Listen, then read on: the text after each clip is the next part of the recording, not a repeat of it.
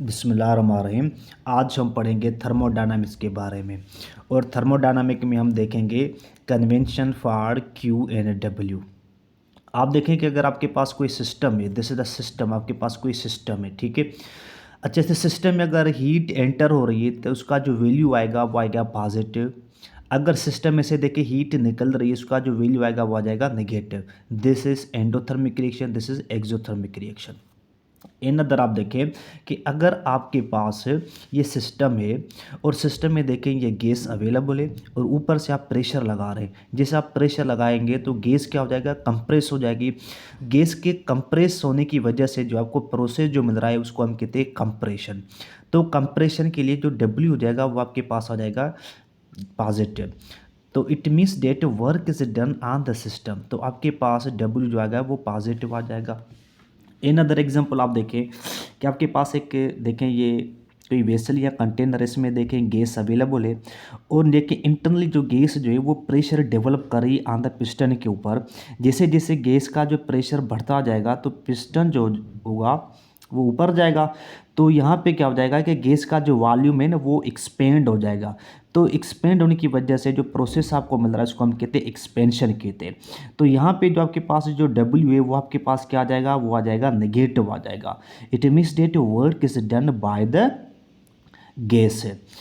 आज हम पढ़ेंगे दो प्रोसेस, एक का नाम है रिवर्सिबल प्रोसेस और दूसरे का नाम है इरिवर्सिबल प्रोसेस है। अब हम देखते हैं कि रिवर्सिबल प्रोसेस क्या है। देखिए रिवर्सिबल प्रोसेस, इस रिवर्सिबल में से अगर ये जो आई बी एल इसको हटा दे तो ये बन जाएगा रिवर्स। तो वो प्रोसेस जो रिवर्स हो मतलब फॉरवर्ड डायरेक्शन में भी जाए और backward, this is the forward and this is the backward direction. अब यहाँ पे हम समझते हैं कि आपके पास एक कोई भी वेसल या कंटेनर है, उसमें अंदर गैस जो है वो अवेलेबल है और जो गैस का जो प्रेशर है हम उसको कंसीडर करें जैसे पी गैस, और ऊपर जो प्रेशर लग रहा है उसको हम कहते हैं पी एक्सटर्नल।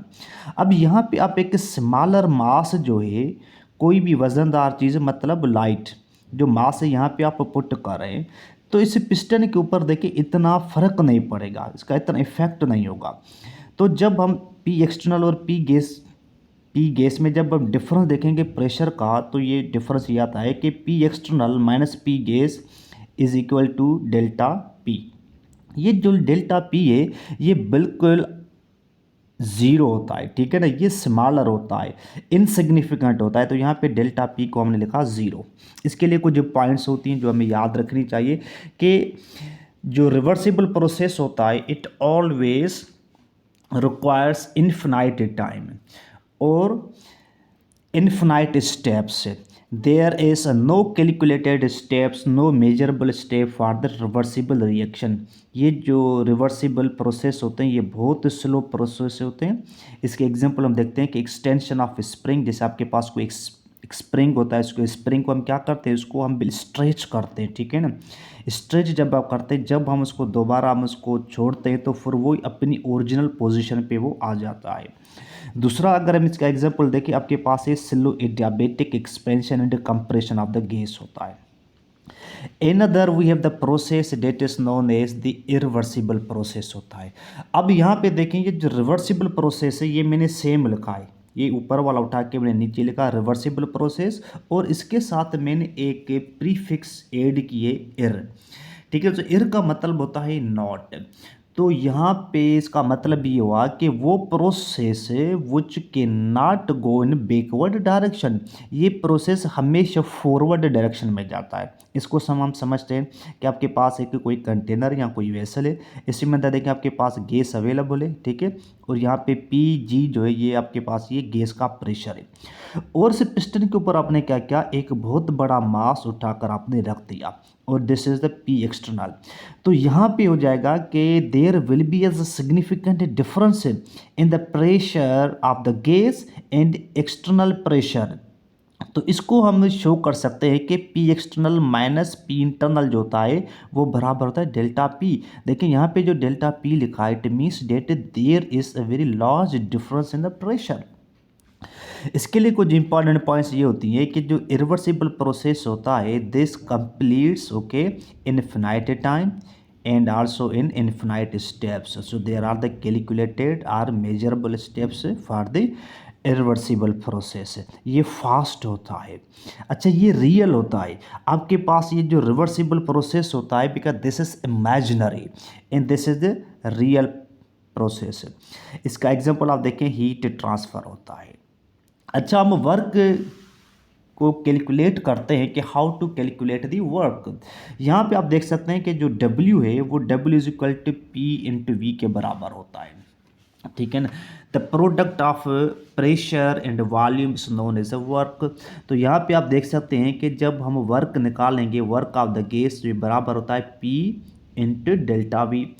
अब यहाँ पे P इंटू डेल्टा वी जो है, तो यहाँ पे आप देखिए ये जो डेल्टा वी है ये चेंज हो रहा है, तो हम क्या करेंगे, इसका इंटीग्रेशन लेंगे तो W सेम आ जाएगा। और यहाँ पे हमने इंटीग्रेशन की, देखिए ये साइन लगा दी, तो यहाँ पे V1 और V2 है, क्योंकि जो डेल्टा V है ये चेंज होता है V2 से माइनस V1। तो यहाँ पे V1 और V2 में आ गया।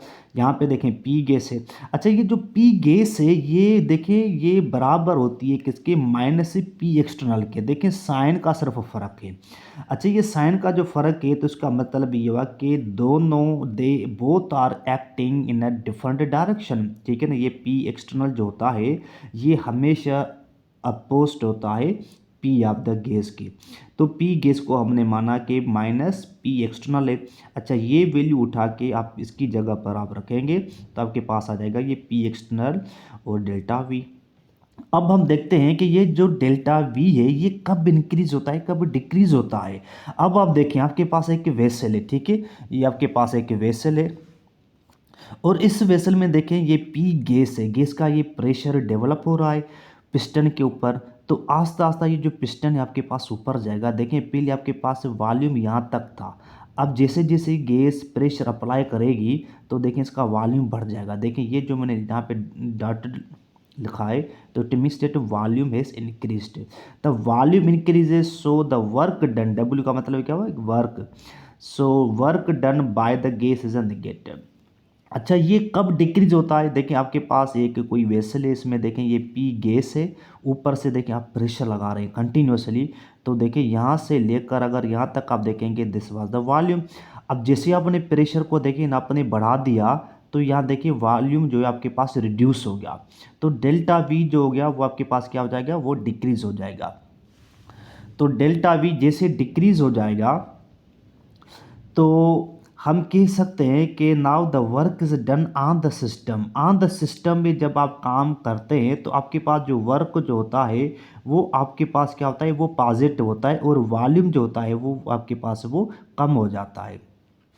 अच्छा, ग्राफ भी इसके बहुत इंपॉर्टेंट है। देखिए ग्राफ है, वाई एक्सेस पे हमने प्रेशर लिया है और यहाँ पे एक्सेस पे हमने वॉल्यूम लिया है। आपके पास देखें ये छोटी सी कर्व है, अगर आपसे पूछा जाए इसका वर्क निकालो तो आप क्या करेंगे, इस पॉइंट से लेकर इस पॉइंट तक आप लाइन ड्रा करेंगे और यहाँ से लेकर यहाँ तक आप वर्टिकल लाइन ड्रा करें। अच्छा, इस कर्व के अंदर ये वाला जो एरिया आ रहा है, दिस एरिया जो है ये बराबर होता है वर्क का। तो वर्क का जो मैग्नीट्यूड है वो आप निकाल सकते हैं under the area under the curve. अच्छा, अनदर अगर आपके पास ग्राफ है, for example you have this, आप देख सकते हैं कि आपके पास this is pressure and this is the volume. इस पॉइंट से लेकर इस पॉइंट तक देखिए आपके पास एक ग्राफ गिवन है, ठीक है। तो इसको हम मान रहे हैं कि आपके पास जो प्रेशर है वो है आपके पास 2 atm, वॉल्यूम जो इनिशियल आपके पास 1 लीटर है और फाइनल क्या है 4 लीटर है। जब आप वर्क निकालेंगे तो उसका फार्मूला क्या होता है कि W is equal to P delta V। तो प्रेशर कितना आपके पास 2 atm है और आपके पास डेल्टा V कैसे निकालेंगे, डेल्टा V बराबर होता है V2 माइनस V1 के। तो V2 कितना आपके पास 4 लीटर और V1 कितना आपके पास 1 लीटर है, तो आंसर कितना आएगा 3 लीटर। तो P आपके पास 2 हो गया और आपके पास डेल्टा V कितना है आपके पास 3 है, तो 3 टू ज़ 6 atm इंटू लीटर हो गया।